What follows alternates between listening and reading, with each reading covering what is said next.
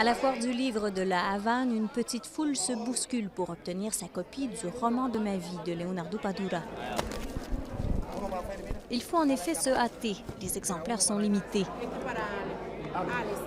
Même si Leonardo Padura est l'écrivain cubain le plus connu dans le monde, sur l'île, ses œuvres sont rarement publiées à plus de quelques milliers d'exemplaires. Ces romans, qui révèlent parfois les côtés les plus sombres de la vie à La Havane, dérangent. Résultat, l'écrivain de 61 ans vit dans l'ombre, largement ignoré par la presse locale.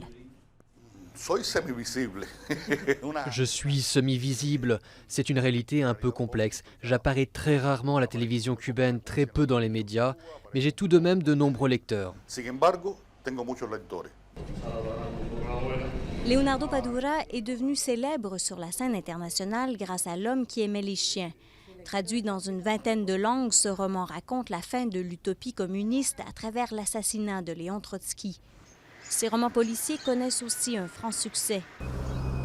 Son enquêteur, Mario Conde, est même au centre d'une nouvelle série diffusée sur Netflix. Jusqu'à maintenant, j'ai été en mesure de dire à peu près tout ce que je voulais. Ce que je ne dis pas dans mes romans, c'est parce que ça ne m'intéressait pas d'en parler. Le romancier se considère chanceux de ne pas avoir vécu les années 70, quand on faisait taire et marginalisait les artistes qui critiquaient les revers de la révolution castriste. Son anonymat relatif à Cuba lui permet aussi de rester connecté à ses racines, loin des mondanités du monde littéraire. Il n'a d'ailleurs jamais quitté la maison de son enfance à Mantilla, dans les faubourgs agricoles de La Havane, où il vit modestement avec son épouse Lucia. Je pourrais sans doute habiter ailleurs, comme en Espagne ou aux États-Unis, mais y vivre, non. Surtout pour l'écriture, je ne peux pas m'imaginer ailleurs.